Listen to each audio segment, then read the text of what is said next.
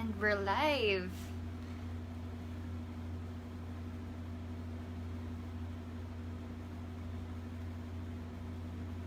Let me share this po muna so that my family, friends, and supporters can watch as well.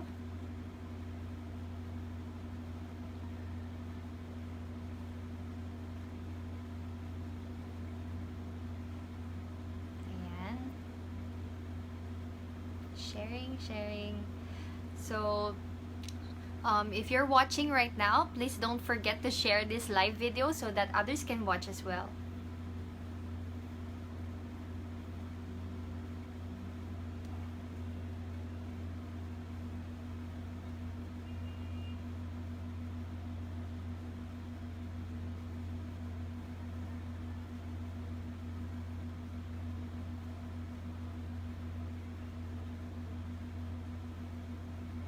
Ayan, we have 3 viewers. Hello po, thank you po kay Miss Michelle, the admin of Pageant Hub, for having me today. Ayan, let's just wait for the others before I start introducing myself.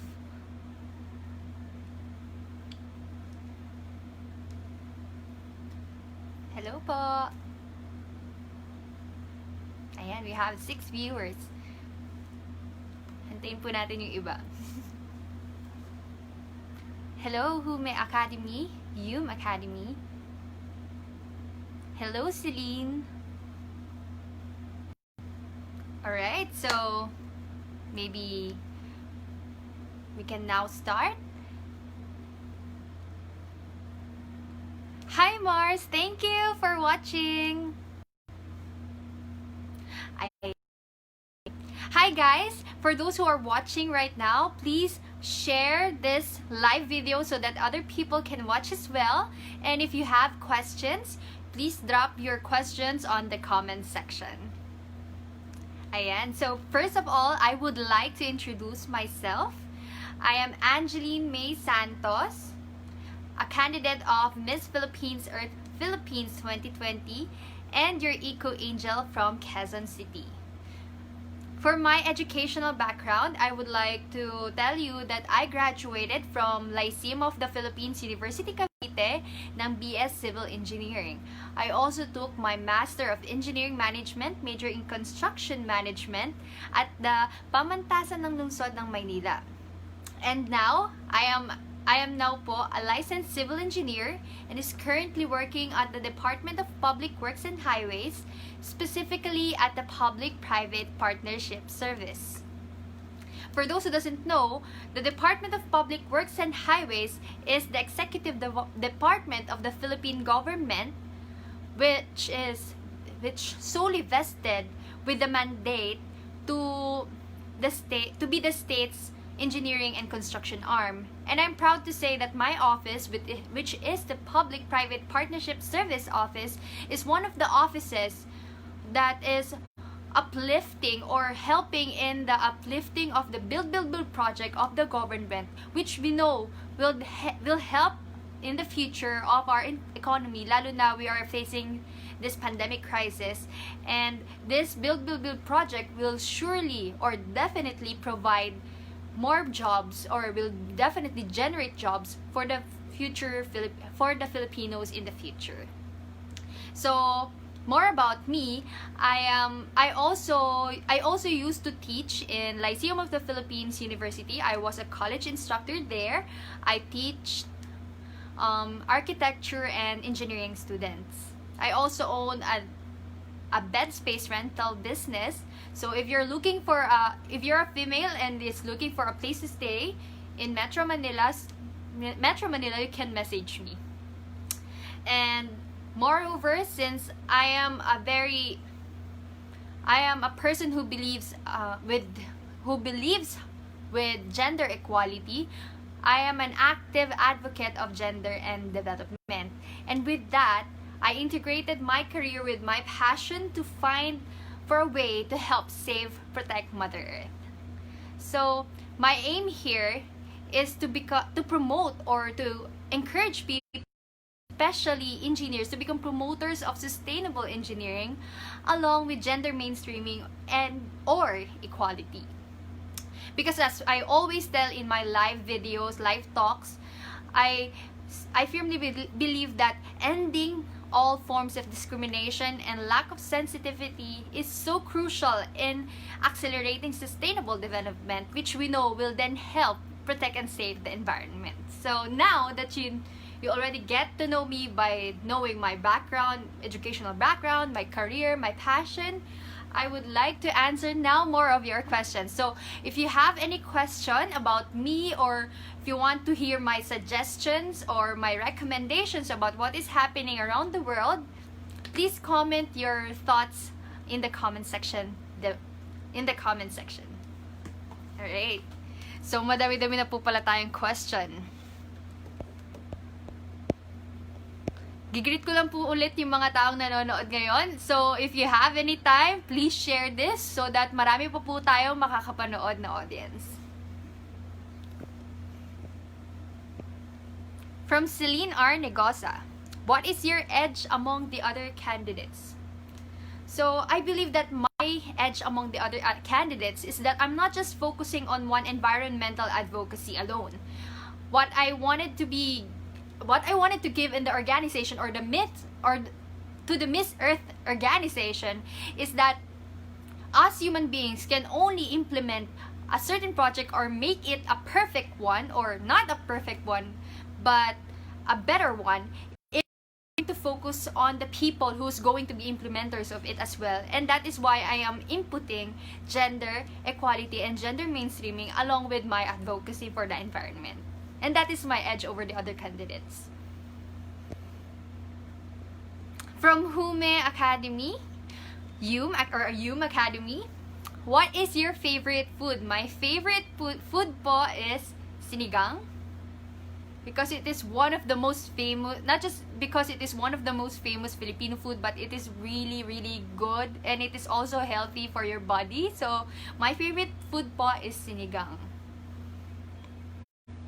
From Celine R. Negosa again, what is your advocacy? Just like what I said before, for those who just got in this live video, my advocacy po is to promote or encourage people to become promoters of sustainable engineering along with gender mainstreaming. Hi Jam! Hi Amber!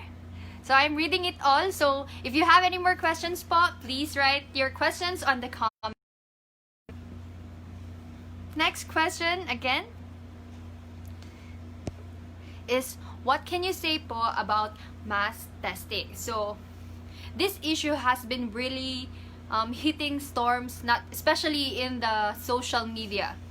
People are already clashing with their opinions about mass testing, may it be politically or personally. For me, mass testing would have been convenient to execute if the government has enough funds, or if the testing kits is really reliable. But as of the moment, since the government doesn't really have enough funds for the activity, what we need to focus on is to look for the things that we can do to prevent from acquiring the virus. Because if you're going to pursue or go for the mass testing only, also reducing our budget for an upcoming vaccine, which is what we really need. So what we must focus on is to start living a healthy lifestyle, and of course follow social distancing and proper sanitation. From Paulo Noces, how old are you po? I am 25 years old already. From Edison, what do you think is the worst question that can be asked to a woman? So I guess the worst question that can be asked to a woman is that, can you do this? Because you're a woman. Can you do this if you're a woman? Can you execute things? Can you be stronger than men? Can you do things that are done by people who are in a male-dominated society? And that is, I think, is the worst question that you can ask a woman, because we women are already diversified. Our thoughts are already empowered. We already know what our purpose in this society is, which is to provide compassion and also to contribute to its well-being.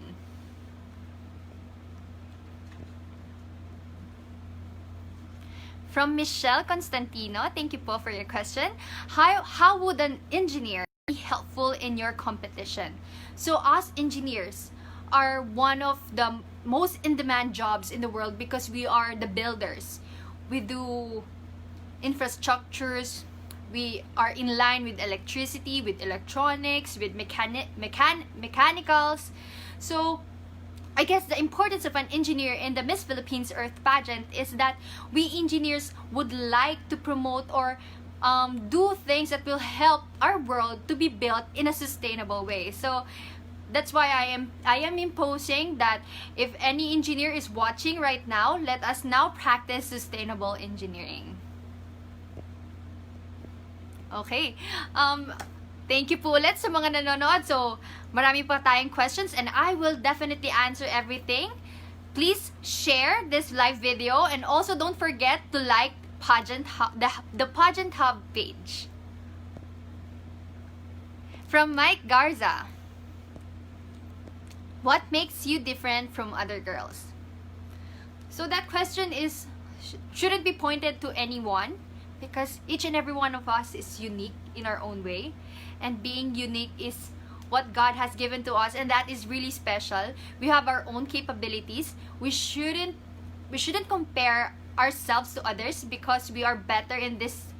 Maybe we are better in a different sector and they may be better on a different sector, but if we combine that together, that's how we balance our world. From Michelle again. Do pageant girls have off days? As we are in a competition right now, as all of the pageant girls doesn't really have an off day because each and every day that we're living in, especially that Miss Philippines Earth is now a virtual, we are all already committing ourselves to encouraging other people to become promoters of environmentalism. And with that, we have to not just polish our walks, our looks, our speaking abilities, but also we have to learn about what is really happening with our environment. So, na po if I'm talking too fast because I really like what you're asking me right now and it's really inspiring. So, if you have any questions pa, please write your questions on the comment section. Now from Cristobal Carl. What do you think is the best to do so that we can have a great environment to punish criminals or to give incentives to the environmentalists? For me, the best thing that we should do is to give incentives, because when you're punishing someone, you are reinforcing them to just do something out of fear. But if you're going to give them an incentive, you are enforcing them to learn the right way to do things, and that is to save the environment, our Mother Earth, which is our only home. From Cristobal Carl again. In beauty pageants, how authenticity is important. Most of the girls are forced to be perfect, to look perfect, to walk perfectly, to do their makeups perfectly, to speak perfectly. But in reality, what captures the heart of the people around them is their authenticity and their heart for the people. So I hope that my heart is getting through you all, and that I am here not just to be any kind of pageant girl who will just compete just for the sake of the prize or the crown. I am here to promote what I wanted to promote, and that is sustainable engineering along with gender mainstreaming. Because whether if you're a man, a woman, a part of the LGBT community, a trans woman or a trans man, you are never gonna be any less to any person.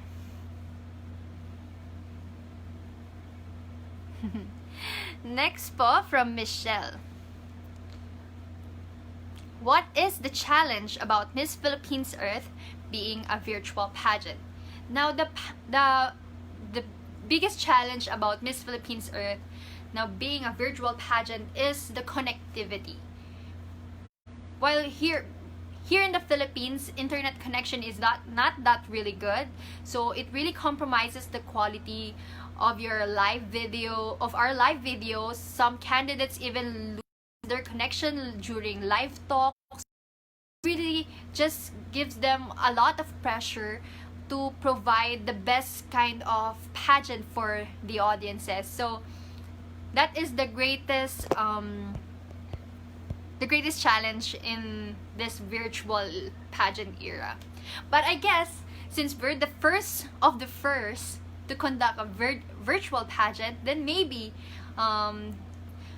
this is going to benchmark and make a history in the pageant industry. From Christine, how do you spend Sundays? I like to spend Sundays to reflect and to spend time with my family. I also use that free time to enhance my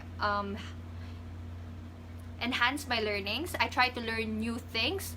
For one, the best thing that I like doing, or one of the things that I like doing during Sundays, is to just sleep. Because giving yourself some time to rest is also giving your soul a time to rest, which makes you be more energized if you start another week afterwards. Next question from Christine Cruz again. What are the 5 things you love about yourself? So for those people who doesn't know, my anxiety is really damaging me in so many ways.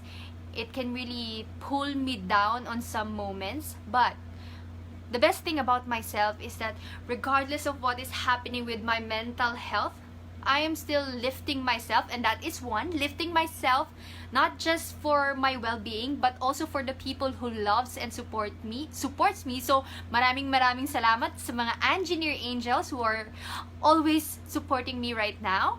And second, aside from my strong mental ability to overcome anything, I also love animals. If a person loves animals, then that person is setting their own pace to impart their compassion as a human being to other life forms in this world. And if you love animals, then you're also loving the creatures that God has created for us to procreate, to coexist. Number 3, the third thing that I love about myself is my love for my family. They have been my inspiration for everything that I do, and that I wouldn't be here speaking to all of you like this if it wasn't because of their uplifting words for me to do anything in my life or pursue my dreams. Number 4, the best thing about me is that I am a hard worker. I am a person who doesn't sleep sleep early just because I wanted to finish the day. I want my everyday life to be so, what do you call this? So productive that I am a real multitasker. So aside from being I also have a business, and I do pageants. I don't do pageants just to be a beautiful girl or to prove that I'm beautiful. I'm here to inspire more people. And lastly, what I love about myself is that I am here speaking to all of you, not to just bring myself in front of you or brag I'm better than anyone else. I am a person who wants to impart every knowledge that I acquire from every walks of life that I experience. And that is the 5 things that I love about myself. Next, from Cristobal Carl. What is the biggest environmental issue we should prioritize first? So with the current pandemic, we usually would think that the first environmental issue that we should be prioritizing right now is pollution or global warming. But what we really need right now to focus on is the food crisis. In first world countries, food waste has been a real big issue. So what we need to address that issue is to start promoting urban gardening or community gardening. If you start your own home garden, you wouldn't have to have with acquiring your own food, or you're also lessening the pollution that fresh produce have, because they're covered in plastics or any kind of material for packaging, and you're also lessening your carbon emissions when traveling to and from your home to the marketplace. So I guess that is the biggest environmental issue that we should prioritize first to stop poverty and hunger.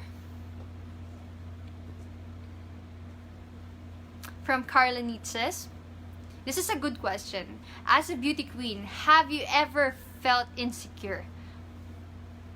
Even if I wasn't a beauty queen, I am a human being. I still feel insecure all the time. It's because it is how the society is portraying how you should look. Because the society is portraying you a different kind of thing about how you should look or what beauty is. With the misconception of the real meaning of beauty, many women are experiencing insecurities about their looks, because sometimes they would think that, oh, I don't look like her, so I wouldn't be pretty as well. So I would like to change something about myself. I wanted to look like her. So what we need to do is to establish that the beauty of anybody is not just about the opinion of other people. That beauty is about you discovering yourself and your inner capabilities as a person to be an inspiration and to be a person who is glowing because you are happy and you are contented with your life. Next question is from Christine. What makes you different from other girls competing today? So, just like how I answered the previous question, because this is a little bit the same from the previous question. I am different from other girls in the competition because I am not just promoting my environmental advocacy alone. I am promoting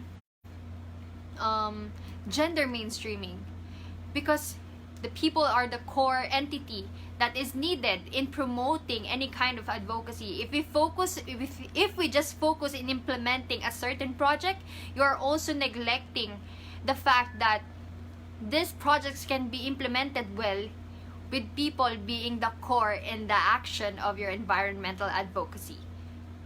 If we look upon people and try to balance and know the real meaning of respect, despite or regardless of what you are or what your gender identity is, then you can any advocacy or any project can be successful. And that is my difference among other girls who is competing with the Miss Earth pageant. From Christine Cruz, who is your role model? My role model po is my father. He is a single dad. He really inspired me to become a hardworking person. Imagine raising 2 children alone. So, having the capability to work hard, you're also imposing that life isn't about failing. Because when you see that life is just about failing, you wouldn't succeed ever. And that is what I've seen.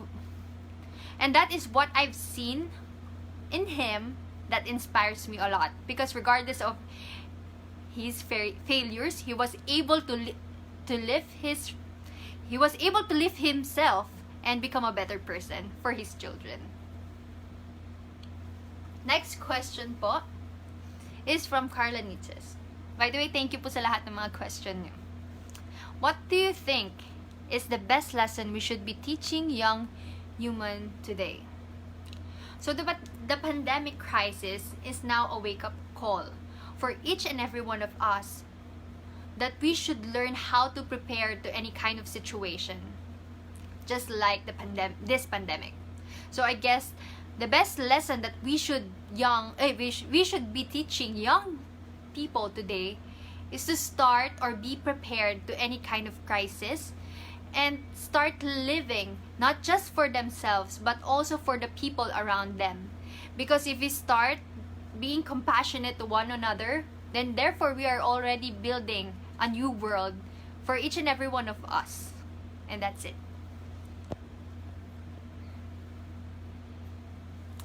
From Michelle Constantino, since you had been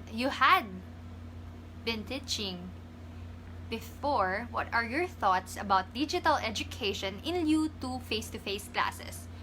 So many of us are seeing digital education or digital classes or online classes to be a good alternative to face-to-face classes because of the pandemic.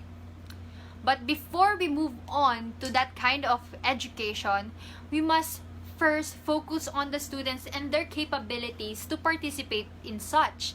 Because in the Philippines, we have our internet connection is not that good, and not all children have the access for the proper or the right materials to conduct or to be part of their online classes. So that, I think, is the first thing that the government should address, especially for the children who are living in remote areas. Next question from Carla Nietzsches. Kung magiging animal ka, ano ka at bakit? So kung magiging hayop ako, hayop. If I'm going to be an animal, I would be a bird. So, bakit ibon? Kasi yung mga ibon, they have a freedom to fly anywhere they can or anywhere they wanted to be.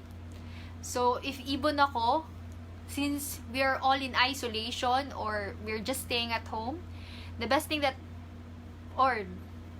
one thing that we would like to do right now is to go to some place that is calm and relaxing. So, gusto ko pong maging ibon. From Tito Rodolfo po, thank you for your question. Tell about yourself. So, ano bang pwede kong mabigay sa inyong information? So, number 1, siguro ito yung pinaka-random and pinakauna pumasok sa isip ko, ano bang favorite drink ng isang Angeline Santos? Ang favorite drink po ni Angeline Santos ay Mogu Mogu. Hindi po ako endorser ng Mogu Mogu, pero favorite ko talaga siya. When I'm feeling down, kapag nalulungkot ako, bumibili lang po ako ng Mogu Mogu. Yung strawberry flavor. So, alam niyo na po ibibigay niyo sa akin kapag nauuhaw ako. Isang Mogu Mogu lang. Tapos, ano pa ba? So, yung mga first time po nanood ng live ko, I love dogs and cats. So, yung pinaka-milestone ko po ngayon sa rescue cat ko, which is si Gracia, marunong na siya mag-fetch. She can do simple tricks like sit, shake hands, turn around. So, it's really fun. So, yun po yung yun yung pwede kong ma-share ngayon sa inyo. From Pauline Santiago. What is your definition of success? For me, the definition of success is not just about contentment or happiness. It is about you experiencing failure and learning from it. Because once you see failure as a learning experience, then therefore you're going to grow and become a better version of yourself, and then that's how you're going to be successful.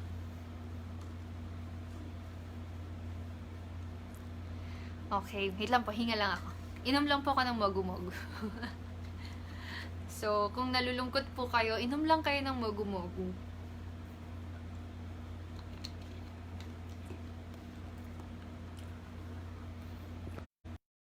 Next question. Should you win Miss Philippines Earth, what would you be doing the next day after winning? It would be pageant Patty to tell you that the next day I would be already doing my duty as Miss Philippines Earth.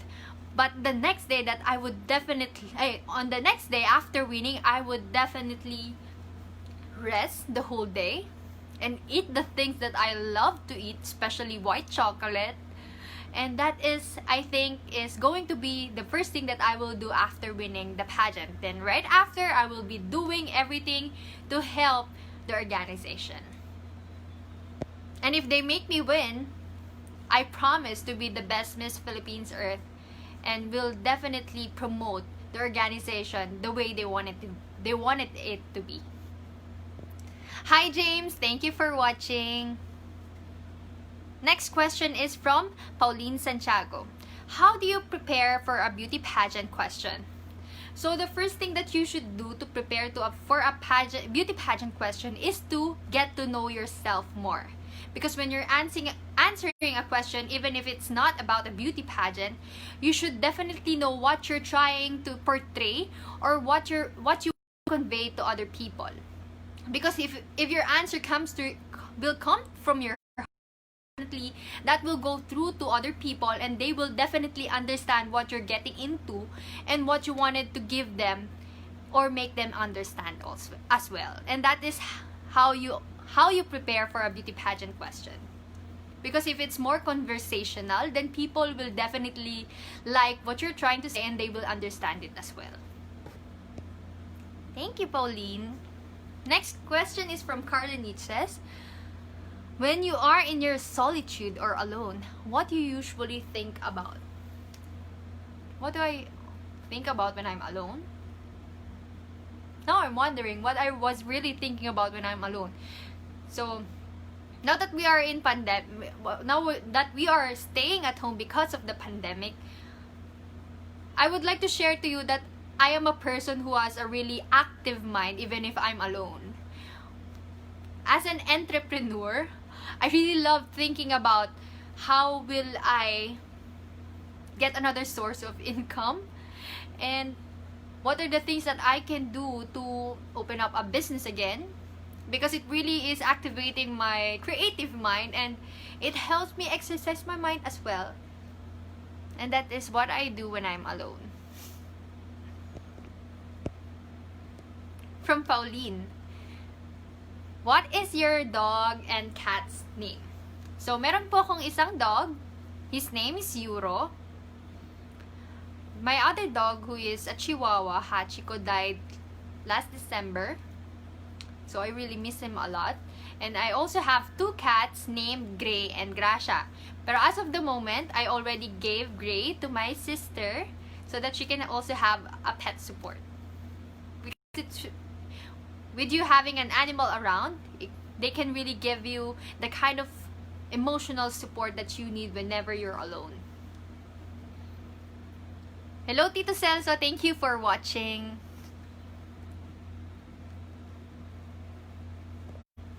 And guys, I would like to say thank you po sa mga question nyo. If you have any question, comment your questions on the comment section.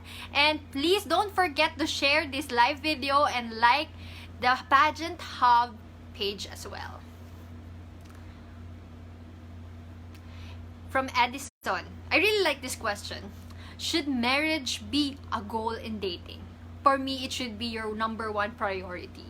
If you're going to date somebody, you should know that you're entering the relationship for marriage and not just to have fun or to be in a relationship. Because if you're going to enter a relationship without thinking about commitment, then you should just walk away and stay single. Because it's also giving you that thinking that being in a relationship is just playing around, and that will definitely hurt someone. So that is my idea or goal or idea about marriage being a goal in dating. Next question is from Pauline. What is your philosophy in life? That's deep. That's very deep. My philosophy is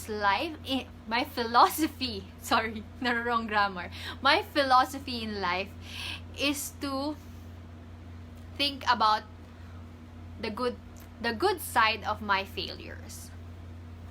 For me, failure is a learning experience, and that failure is the only way for me to learn and to improve myself. And that is my philosophy in life. Oy, maganda yung follow-up question. It is correlated. What has been your biggest failure? My biggest failure in life is thinking that life should be perfect.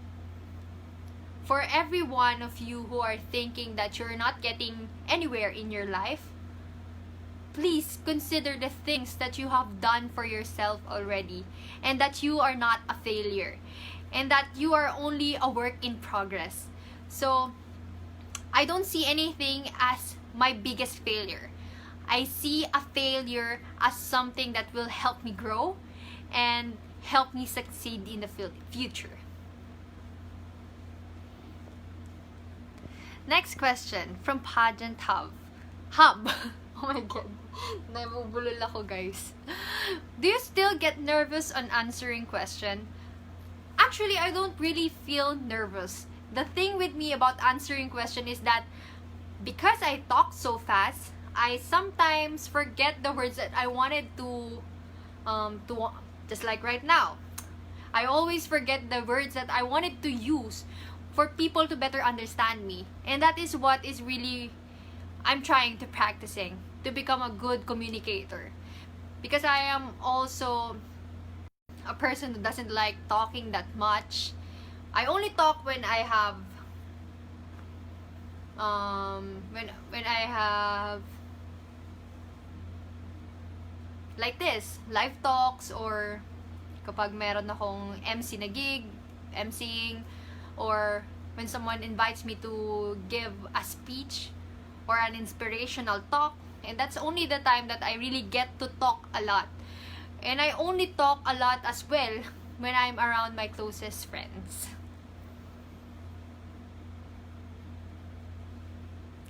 From Ojella and Cheryl, pagkatapos po ng Miss Philippines Earth, ano po ang plano ninyo? Binibini or Miss Universe? As of the moment, I am not thinking about any other pageants, because for me, the best thing to do right now is to focus on what I'm aiming, which is the Miss Philippines Earth crown. Next question. Kung ikaw po ang mananalong Miss Philippines Earth Water, paano mo po ipopromote ang kalikasan? Kung ako po ang magiging Miss Philippines Earth Water, so basically, I am there to help promote awareness regarding water pollution or about water consumption. So if manalo po ako Miss Philippines Earth, I would use that opportunity to raise an awareness about our water consumption and and the fact that it is already getting limited. Yung resources natin with water, it's already limited. And I also wanted to use that opportunity to tell the government any kind of action or an action plan regarding fresh or clean water consumption para sa mga tao po, para hindi po tayo or maiwasan po natin yung mga waterborne diseases. Next question is from Ojella again. Ang makeup ninyong ginagamit. So, before I was a really hardcore makeup enthusiast. So, nag-i-invest talaga ako sa mga mamahaling makeup. But then, I realized there are drugstore makeups that are performing as good as this expensive makeup. So, what I'm using right now is, for my concealer is Maybelline. My eyebrow is Maybelline as well. What I use for my eyeshadow is Vice Cosmetics. What I use for my contouring is Nichido. So, lahat po affordable. The only expensive thing that I use is Fenty. Pero mura na rin siya. And you can easily access it. And most of the products that I use, mabibili nyo po siya sa Watsons. Ayan. Next question from Christine. Naniniwala ka po ba sa forever?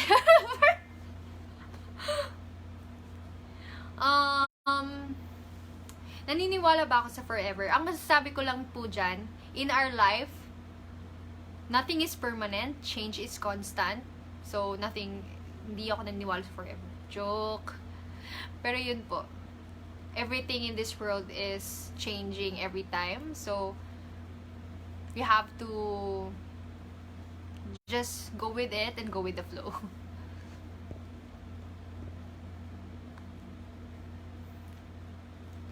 Oh guys, nawawalan na tayo ng viewers. If you're watching right now, please share this and please promote the Pageant Hub page para marami tayong viewers and marami pa tayong mapagkwentuhan. Next question is Edison. Let's say that tomorrow is the coronation night of Miss Philippines Earth. What headline would you like to read at the newspapers the very next day? Of course, I would like to read that.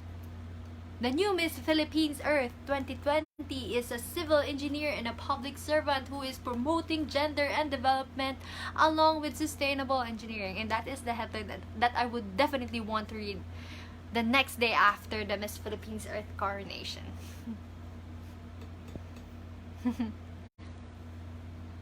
From Christine Cruz, again, ate, kung makakausap mo si Catriona Gray, ano ang sasabihin mo?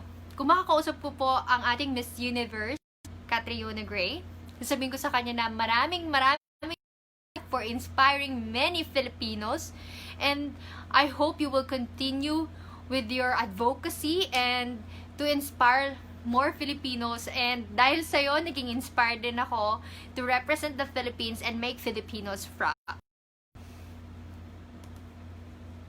Next question po is from Miss Michelle Constantino. When this pandemic is over, how would you support local tourism? So after this pandemic, I would definitely promote local tourism by telling people not just to go to these local tourist spots, but also for them to patronize local shops and yung mga native nating retails, like yung mga handbags natin na gawa sa banig. Yan. So after the pandemic, so para ma-uplift natin yung economy natin or the tourism of the Philippines, around the Philippines, marami pa po kayong hindi napupuntahan na sobrang ganda sa ating bansa. Hello, Melvin Tan. Thank you. From Mike Garza, what is your favorite movie? Today, my favorite movie. Kasi diba, we are people who constantly changes our favorites. So, as of today, my favorite movie would be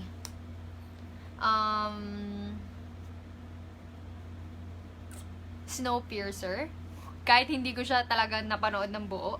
Snowpiercer really is about the society and how our differences is contributing in our division. So, Snowpiercer po is a good movie for you to understand how the society works and what you can do as a human being para ma-prevent natin from it worsening.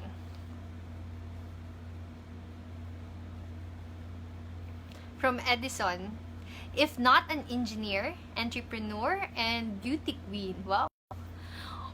Who is Angeline today? For those who doesn't know, at hindi nyo talaga alam, if I am not an engineer, a business person, or an entrepreneur, or I would be a writer today.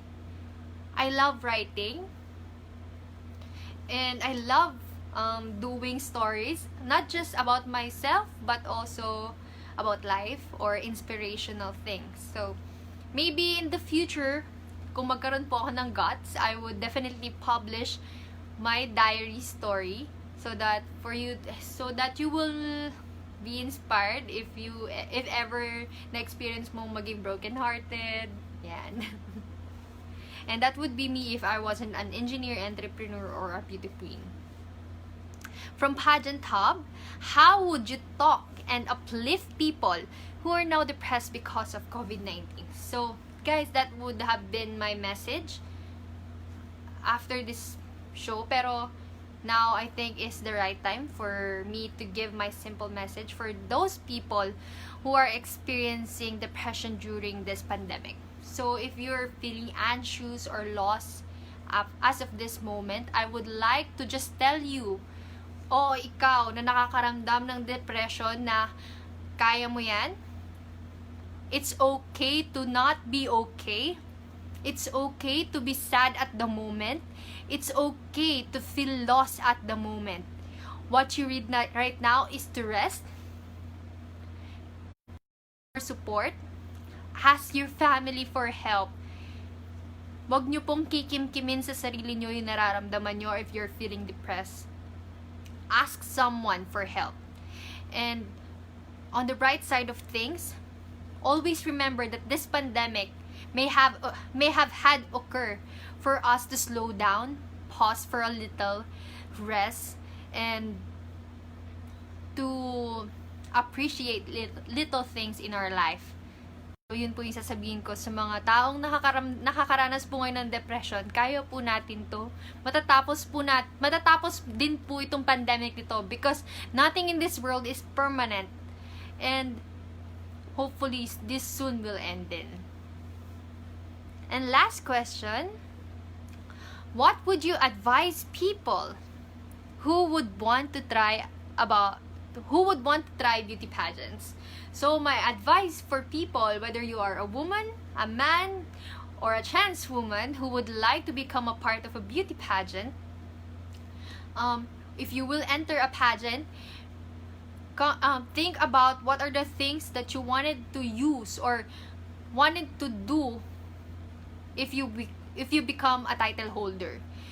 You have to think that pageants have already been revolutionized and that it has evolved to be something for people or for title holders to use as a platform for their advocacy. So before you join any pageant, think about the things that you wanted to do to help contribute to the community. Yan. Thank you for all of the people who watched today. So, lahat po tayo ngayon, I know we're feeling lost, anxious, feeling depressed, because many of us are experiencing, some people lost their jobs, their financial resources, and worse, lost their loved ones. But what I can say to all of you is that we can get over this, and the silver lining of things that we Filipinos are proven to be resilient. Kahit ano po kaya nating gawin at kaya nating ma-overcome ang kahit anong disaster na maranasan natin, or pandemic pa yan or crisis. So maraming salamat po for watching my live talk today. Maraming salamat din po sa mga nagtanong at nakinig nood.